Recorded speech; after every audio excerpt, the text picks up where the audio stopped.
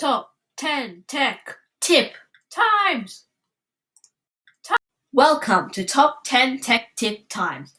Top 10 Tech Tip Times is basically me telling you about the top 10 tech things that are happening in the world that almost no one is talking about. So, basically, this is going to be a new channel I've been starting. Without further ado, let's get into it.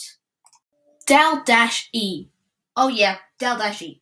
So, if you don't know what that is, it's text to image. So, like ChatGPT, but for an image. So, you type in a prompt and it gives you an image. Pretty self-explanatory. But the thing about Dal-E that's really cool is Dal-E, you can like add different styles, and there's basically added so much stuff to it. And it's kind of like my fantasy. I know this is going to sound cheesy, but I've always dreamed of kind of having this. I've dreamed of this, and then also like having a movie that like it's AI generated movies, and you're actually in the movie and you get to decide what happens next, and like an evil villain will come, but you're Captain America, so you get to decide, and the movie takes place and you're the protagonist instead of watching someone else. Emotional roller coaster for sure, and that's one of my fantasies. Anyway, enough about me. Dal-E. They've added a completely new thing with hands. So if you've gone in Dal-E in the past and with past things, you would have noticed that Dal-E hands, well, got the wonk. And by that I mean the hands move backwards, they're stretched, they're morphed, the middle finger's so small, but the index finger, I don't know if that's the middle finger, whatever finger that is like really long, and it's just weird and got the wonk. But Dal-E has kind of fixed that now, which I think is pretty cool. So what they've actually done is, to understand Dal-E, you kind of have to understand that how it works.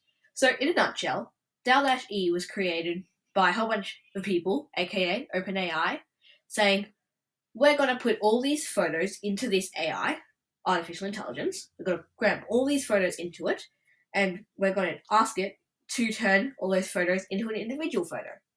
And by that I mean, if you put a whole bunch of photos of a blue cat walking, and you say, stock photo, blue cat walking, stock photo, blue cat walking, then when you type in blue cat walking, it's going to look through its library and see where a blue cat is walking, and then take all of those things where a blue cat is walking and say, okay, so this is how a blue cat is walking, so we're going to put this into it. Pretty simple. But the thing about Dal-E is it's a bit different when it comes to hands. So hands are complex. You can put them in weird shapes, you could like do a thumbs up, a pointing finger, a fist, a high five, so much stuff. And well, your hands have so many joints in them that Dal-E can't tell what joint does what. So it kind of makes this weird stuff that make your hand bends backwards and stuff like that. And they think it's normal. So now what OpenAI has done and what Dal-E companies have done is they've said, alright, here's a whole bunch of code on how human hands actually work. Stop making these disasters. And it worked. They stopped making those disasters. Now human hands and stuff are normal-ish. Top photos, top grid. I made photos. All these photos are on Canva's Magic Media.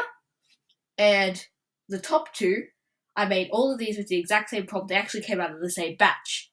And the top two, pretty perfect. Like, especially top right, that's an exact what a human hand would look like. And the other one's also pretty good. Then we got the bottom ones. I think what happened with the bottom right is they still haven't got all the movements down. Like, if you put your hand into that shape and kind of do it, there's like that pit you can notice in your palm, and I think what he's trying to do is do something fancy-pantsy like that. But sometimes fancy-pantsy doesn't always work. And that could lead to, well, whatever that is. There's also, apart from that, the other one, which has that, like, the finger stops halfway through with that sun thing. Now, that sun thing, I think what's actually happening is they've got hands in a dramatic background with a glare, so you can kind of not see one of the fingers. And they think, oh, so if the sun shines onto a finger, the rest of the finger's gone.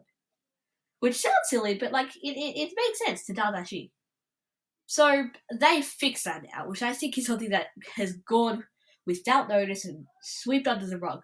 but it's a viral thing that a whole bunch of people should be talking about. So yeah, that's it for this section. Time to move on to Evolution. The game, which is, gotta be honest, pretty groundbreaking and not talked about that much. I've seen a few YouTube videos talk about it, but not that much. So let's get into that. This is a classic slide of it. So basically, there's a few things involved. There's a joint, which is those red dots, the bone, the muscle, and feathers. But we're not going to get into feathers. So it's a simple game, really, or not game, simulation. It takes AI, gives it this model, and tells it what to do. Now the next slide will just be some music, and I'll be telling you, well, I won't be telling you, but you'll just see me create a quick character and run him a few tests. So you can make him go, like, make these characters try to walk, try to climb, try to do all these things.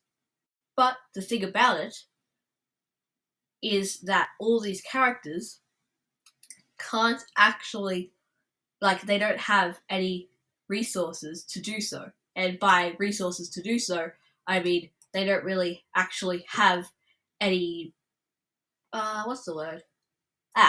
They don't really have any, how would I say it? Like, they don't really have any knowledge, basically, of walking and stuff. There's no code in there to tell them this is how walking works. They just know walking is going from point A to point B in an x-axis. And jumping is the same thing in a y-axis. And I'm guessing the more they do, the more the AI gets rewards, and otherwise it gets punished. So, basically that's it in a nutshell. And it's a really fun thing to do. So I'll just get into me making a quick version now. So, yes, see you in a second. Do, do, do, this is music, this is music, music, do, do, do, this is very cool music, do, do, do, this is music, do, do, do, something's gonna happen to this music, do, do, do, this is music, music, do, do, do, this is very cool music, do, do, do, this is music, this is do, do, do. Alright, next thing we're going to talk about, or well, half next thing we're going to talk about, is not Daldashi, not Evolution, but drumroll please, Sloyd AI. Now, AI, gotta say it, it's a bit of a, what's the word, lie. Gotta put it straightforward. Sloyd AI is basically a 3D modeling thing. I'm saying all these words very lightly, because it's like, it's extremely basic, it's, yeah. You'll see it when I do something about it, or when I show you like a little snippet of me using it. So basically, it uses a whole bunch of different models that were like a whole bunch of different models that have been used and created before, and there's all these options for it. Like, for example, you'll have a gun and you can change the muzzle to a shotgun, and you can change the magazine to this, and you can change the size of the muzzle to this, da da da da da da da da. So it's very basic, because you really just like drag and drop a model and then like add a few things that you want to add to it. Dare I say more basic than making a model in Roblox Studio. But so it's fairly easy to create something in it. Exporting it's also fairly easy. I think it's going to become a new big thing soon. But so basically, what it does is it's 3D modeling, but for if you want to do something quick, I'm guessing. So you want to be like, oh, I'm going to make a gun, but I'm going to make it really quick because I'm about to do a deadline for a thing and I really need the gun for it. So boom, you go on here and you do it. So I think the best way to show you guys is to show you guys. So I'm just going to make the next bit, again, a little recording of me using it, making a house of it, and doing some stuff like that. So, see ya.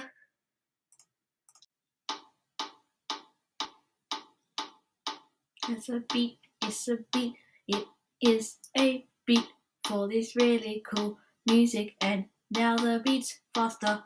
Beat, it's a beat. It's a very cool beat. And now the beat will go inconsistently. Beat, it's a beat. It's a very cool beat. It is big and strong. And it is a beat. It can go really slow, or it can go really fast. You can choose, 'cause it's a beat, it's a beat. You can choose, it's a beat, it's a beat. It's for you, 'cause it's a beat, it's a beat. You can choose, do you want the beat to have a different sound? Yeah, beat, it's a beat, it's a very cool beat. With a different sound, it's still really cool and beat.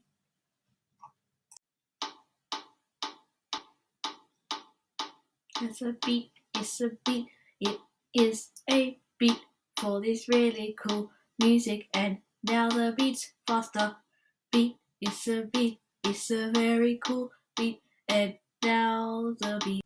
Here is a whole bunch of different guns I made on Crayon. So Crayon is basically a Daldash thing, but it's free, no sign up, no login, nothing. You can sign up and log in if you want to. It doesn't bombard you with it. It's just a little short thing on the top that you can do, and you can like heart little things and save them and save whichever things the Daldashi thing made and all that stuff. So basically, Daldashi, like this, the crayon, there's all these perks to it because it's like if you go onto any other Daldashi, it'll say you need to log in, you need to log up, da di da di da.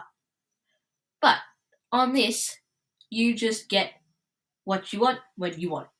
And by that, I mean Crayon. There's a few pros. There's a few pros and a few cons. The pros are, straight into it, don't even do anything. If you just want to make a quick 3D model, boom, Crayon's your option. So, but there's three things about Crayon that are cons. Number one, this watermark. As you can see on all of them, they have this little watermark. Now, on bottom left, the last one, it doesn't have the watermark. That's purely just because I cropped the image. But the second thing it does is it takes 1 minute, if you don't sign up and get a premium version, to actually make one of these. And the second thing is you need to take another minute to upscale one of these things. Meaning it takes around 2 to 3 minutes in total just to get one of these images, which isn't actually that much put into Spectrum. And while you're doing other things, if you're just like, oh, I need a 3D drawing, and then do it, it's not actually that bad because it also gives you like 20 drawings. And it has like an expert mode to it too, so you can put negative words you don't want in it, you can put the prompt in it. And yeah, so it also tells you at the bottom prompt ideas in case you need any of those. But yeah, that's basically Crayon in a nutshell. I just wanted to say that. Now, time to get to the next part. Okay, how's this going? Oh, wow! Okay, so he's bouncing around using his head. That's a bit crazy, and that foot thing's a bit weird. I think you can tell, so the blue means the muscle's retracting, and the red means it's expanding. And the red also means neutral. I think what's happening is the leg's kind of glitching a bit. So he's like trying to pull it back as much as he can to try to keep it with him. So yeah, I'm just going to change some of the settings. Oh, this is really good. You can change the mutation rate. That's like, I'm doing it in batches, so that won't really matter. But if you just go into it and change the mutation rate, slowly and slowly and slowly, it'll kind of, the really like bones and stuff will kind of, oh, I'm tired. But the bones and stuff will kind of like grow apart and grow into something that the AI will like more. I think it's pretty interesting though what happened to it.